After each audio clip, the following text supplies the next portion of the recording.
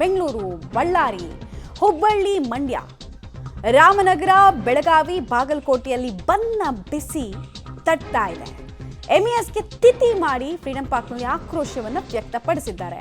ತಿಥಿ ಯಾಕೆ ಮಾಡ್ತಾರೆ ಗೊತ್ತಲ್ಲ ನಿಮಗೆ? ಸದ್ಗತಿ ಅವ್ರಿಗೆ ಪ್ರಾಪ್ತಿಯಾಗಲಿ, ನಮ್ಮ ಪಾಲಕವರು ಸತ್ತೋಗಿದ್ದಾರೆ ಅಂತ. ಸೊ ಈ ನಿಟ್ಟಿನಲ್ಲಿ ತಿಥಿ ಎಲ್ಲ ಮಾಡಿ ಆಕ್ರೋಶವನ್ನು ವ್ಯಕ್ತಪಡಿಸ್ತಾ ಇದ್ದಾರೆ. ಇನ್ನೊಂದು ಕಡೆಗೆ ಪ್ರತಿಕೃತಿ ದಹನ ಕಂಡು ಬರ್ತಾ ಇದೆ. ಈ ಚಿತ್ರಣ ಇರೋದು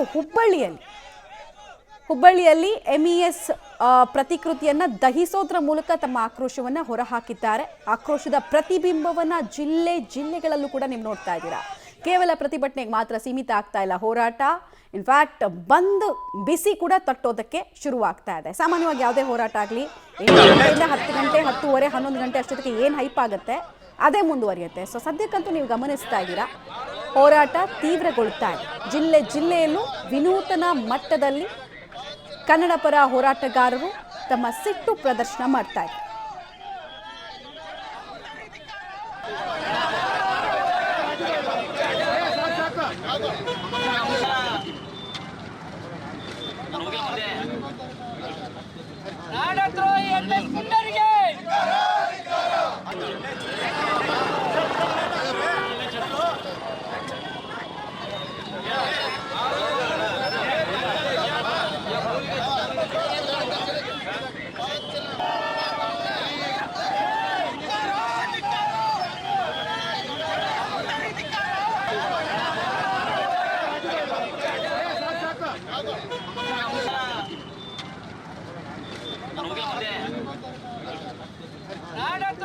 ಸದಾ ನಾಡದ್ರೋಹಿ ಚಿಂತನೆಗಳನ್ನ ಮಾಡುವಂತಹ ಎಂಇಎಸ್ಗೆ ಪಾಠ ಕಲಿಸುವಂತಹ ಕೆಲಸ ಮೂಲೆಗಳಲ್ಲಿ ಆಗ್ತಾ ಇದೆ. ನೋಡಿ, ಅಲ್ಲಿ ಗಣಿ ಜಿಲ್ಲೆ ಬಳ್ಳಾರಿಯಲ್ಲಿ ಕೂಡ ಅಷ್ಟೇ ಪ್ರತಿಭಟನೆಯ ಸ್ವರೂಪ ಹೇಗಿದೆ ಅಂತ. ಬಹುತೇಕ ಕಡೆ ಎಂಇಎಸ್ನ ಪ್ರತಿಕೃತಿ ದಹಿಸೋದ್ರ ಮೂಲಕ, ಚಪ್ಪಲಿ ಸೇವೆ ಮಾಡೋದ್ರ ಮೂಲಕ ತಮ್ಮ ಆಕ್ರೋಶವನ್ನು ವ್ಯಕ್ತಪಡಿಸ್ತಾ ಇದ್ದಾರೆ.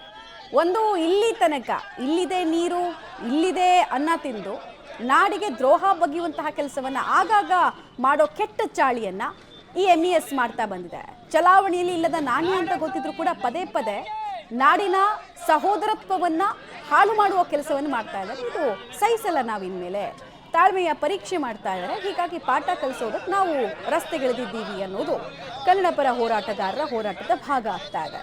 ಸರ್ಕಾರ ಇಡೀ ಇಶ್ಯೂವನ್ನ ಹ್ಯಾಂಡಲ್ ಮಾಡ್ತಾ ಇರೋ ರೀತಿಗೂ ಕೂಡ ಆಕ್ರೋಶ ವ್ಯಕ್ತ ಆಗ್ತಾ ಇದೆ. ಸರ್ಕಾರಕ್ಕೆ ಬಿಸಿ ಮುಟ್ಟಿಸ್ಬೇಕು ಅಂದ್ರೆ ಬಂದ್ ಮಾಡಲೇಬೇಕು, ನಮಗೆ ನಾವು ಬೀಗ ಹಾಕೊಳ್ಳೇಬೇಕು ಅನ್ನೋದು ಹೋರಾಟ ಮಾಡ್ತಾ ಇರುವಂತಹ ಹೋರಾಟಗಾರರ ಮಾತು.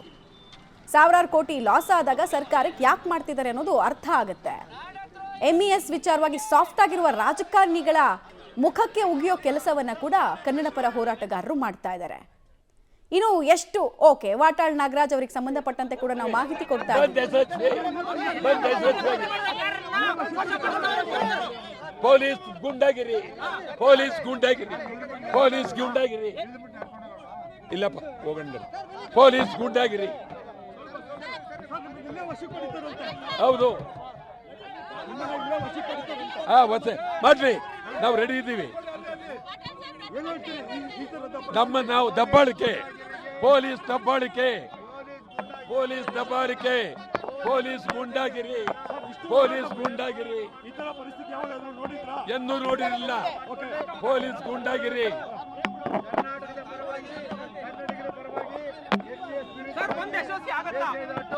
ಆಯ್ತು, ಯಶಸ್ವಿ ಆಗಿದೆ. ಬಂದ್ ಯಶಸ್ವಿ ಆಗಿದೆ. ಚೆನ್ನಾಗಿದೆ. ಬಂದ್ ಯಶಸ್ವಿ ಆಗಿದೆ. ಹೌದು, ಹತ್ತಿಕ್ತಾ ಇದ್ದಾರೆ. ಸರ್ಕಾರ ಹತ್ತಿಕ್ತಿದ್ದಾರೆ. ಸಂಪೂರ್ಣ ಪೊಲೀಸ್ ದರ್ಪ, ಪೊಲೀಸ್ ಧಿಕ್ಕಾರ, ಪೊಲೀಸರ ಧಿಕ್ಕಾರ. ಕನ್ನಡ ಅಂತಾರೆ. ಕನ್ನಡ ಹೋರಾಟಗಾರರು ಬಂಧಿಸ್ತಾ ಇದ್ದಾರೆ. ಸಂಪೂರ್ಣವಾಗಿ ಹತ್ತಿಕ್ತಾ ಇದ್ದಾರೆ. ಇರ್ರಿ, ಏನಾಗಿದೆ ಏನ್ ಹೇಳ್ತಾರ? ನಿಮ್ ಬೇಡಿಕೆ ಈಡೇರಿಸ್ತಂತ ವಾಟಾಳ್ ನಾಗರಾಜ್, ಮಿಸ್ಟರ್ ವಾಟಾಳ್ ನಾಗರಾಜ್, ನಿಮ್ ಬೇಡಿಕೆ ಈಡೇರಿಸ್ತಂತ ಖಂಡಿತ. ಪೊಲೀಸ್ ನೀವೇ ನೋಡಿ ಏನ್ ಮಾಡ್ತಾವ್ರು, ಹತ್ತಿಕ್ತಾ ಇದ್ದಾರೆ. ಪೊಲೀಸ್ ಧಿಕ್ಕಾರ, ಪೊಲೀಸರಿಗೆ ಧಿಕ್ಕಾರ. ಪೊಲೀಸ್ ಧಿಕ್ಕಾರ ಮಾತ್ರನೇ, ಸರ್ಕಾರ ಏನ್ ಮಾಡುತ್ತೆ? ಸರ್ಕಾರಕ್ಕೂ ಧಿಕ್ಕಾರ. ಸರ್ಕಾರಕ್ಕೆ ಧಿಕ್ಕಾರ. ಬೆಳಗಾವಿ ರಾಜಕಾರಣಿಗಳು ಸತೀಶ್ ಜಾರಕಿಹೊಳಿ, ಲಕ್ಷ್ಮೀ ಹೆಬ್ಬಾಳ್ಕರ್ ಏನ್ ಮಾಡ್ತಾರೆ ಅಂತ ಅವರು ಏಜೆಂಟ್ರು, ಮರಾಠಿ ಏಜೆಂಟ್ರು ಅವರು. ಮರಾಠಿ ಏಜೆಂಟ್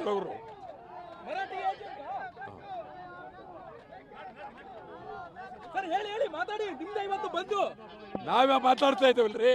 ಯಾರು ಬಂದ್ ಆಗಿದೆ? ಎಷ್ಟು ಸಂಘಟನೆಗಳು ನಿಮ್ಗೆ ದೂರಕ್ಕೆ ದೂರು ಸಪೋರ್ಟ್ ಮಾಡಿದ್ದಾರೆ? ಏನ್ ಮಾಡಿದ್ದಾರೆ? ಎಷ್ಟು ಸಂಘಟನೆ ಸಪೋರ್ಟ್ ಮಾಡಿದೆ? ಎಲ್ಲ 2,000 ಈ ತರ ಗಾಡಿ ಎಲ್ಲ ಓಡಾಡ್ತಿದೆಯಲ್ಲ ವೆಹಿಕಲ್ ಓಡಾಡ್ದು ಏನ್ ಮಾಡಕ್ಕಾಗತ್ತೆ? ಅದಕ್ಕೆ ನಾವ್ ಇದ್ ಮಾಡಕ್ಕಾಗತ್ತೆ? ಸಾರಿಗೆ ಇಲಾಖೆಯ ಕಂಡಕ್ಟರ್ ಡ್ರೈವರ್ ಮೇಲೆ ಹಲ್ಲೆ ನಡೆಸಿದ್ದಾರೆ. ಆದ್ರೂ ಅವರು ಇಲಾಖೆನೇ ಓಡಾಡ್ತಿದೆ. ಅವ್ರು ಮಾಡ್ಬೇಕಾಗಿತ್ತು, ಬರ್ಬೇಕಾಗಿತ್ತು ಮೆರವಣಿಗೆನ. ಅವರು ಬರ್ಬೇಕಾಗಿತ್ತು. ಅವರು ಯಾಕೆ ಬಂದಿಲ್ಲ? ಬರ್ದೇ ಇದ್ರೆ ಅವರನೇ ಬರ ಬರ್ದೇ ಇದ್ರೆ ಇದಕ್ಕೆ ಅಂತ್ಯ ಅಂತ ಇಲ್ವಾ ಹಾಗಾದ್ರೆ? ಅಂತ್ಯ ಇದ್ದೇ ಇರುತ್ತೆ. ಹೋರಾಟ ಮಾಡೇ ಮಾಡ್ತೀವಿ ನಿರಂತರವಾಗಿ.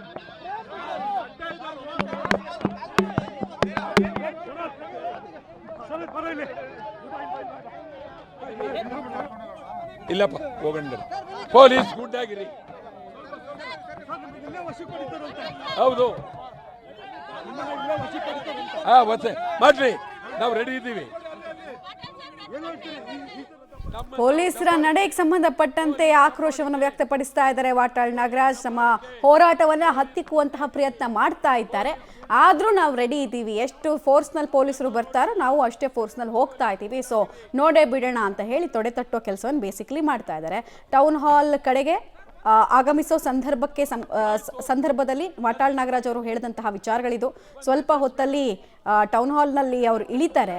ಅದಾದ ನಂತರ ಏನಾಗುತ್ತೆ ಅನ್ನೋದು ಕುತೂಹಲ. ಯಾಕಂದರೆ ಪೊಲೀಸರಂತೂ ಅಲ್ಲಿಂದ ಮುಂದೆ ಹೋಗೋದಕ್ಕೆ ಬಿಡಲ್ಲ ಅಂತ ಈಗಾಗಲೇ ಟೊಂಕ ಕಟ್ ನಿಂತಿದ್ದಾರೆ. ಅವರನ್ನು ವಶಕ್ಕೆ ಪಡಿಬೇಕು ಅಂತ ಬೇಕಾದ ಸಿದ್ಧತೆಯನ್ನು ಮಾಡ್ಕೊಳ್ತಾ ಇದ್ದಾರೆ.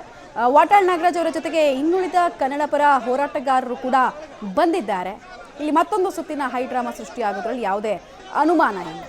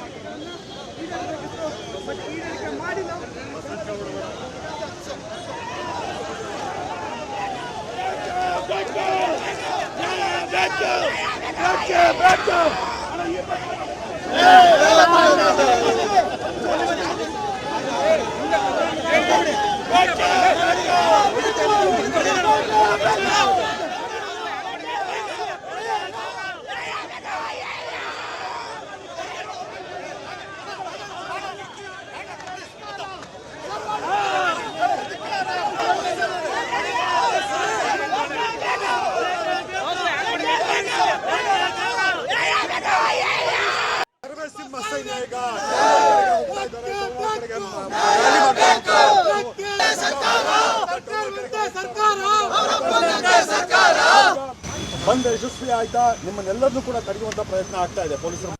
ಖಂಡಿತವಾಗಲೂ ಸುಮಾರು 25 ವರ್ಷಗಳಿಂದ ನಾವು ಇವತ್ತು ಹೋರಾಟ ಮಾಡ್ತಾ ಇದ್ದೀವಿ. ವಾಟಾಳ್ ನಾಗರಾಜ್ ಸಾಹೇಬ್ರಿಗಂತೂ ಲೆಕ್ಕನೇ ಇಲ್ಲ ಅವರಿಗೆ ಎಷ್ಟು ಹೋರಾಟ ಮಾಡಿದ್ದೀನಿ ಅಂತ ಹೇಳುವಂಥದ್ದು. ಇವತ್ತು ವಿಧಾನಸೌಧ ನಿಮಗೆ ಬೇಕಾಗಿಲ್ಲ, ಅನ್ಯಾಯ.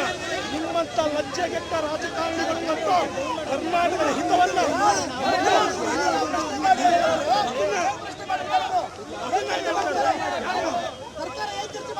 ನಾನು ಹೇಳ್ತಾ ಇರೋದು. ನೀವು ಸದನದಲ್ಲಿ ಚರ್ಚೆ ಮಾಡ್ತಾ ಇರೋದು ಯಾರು SCD ಬಿಡುಗಡೆ ಮಾಡಿದ್ರು,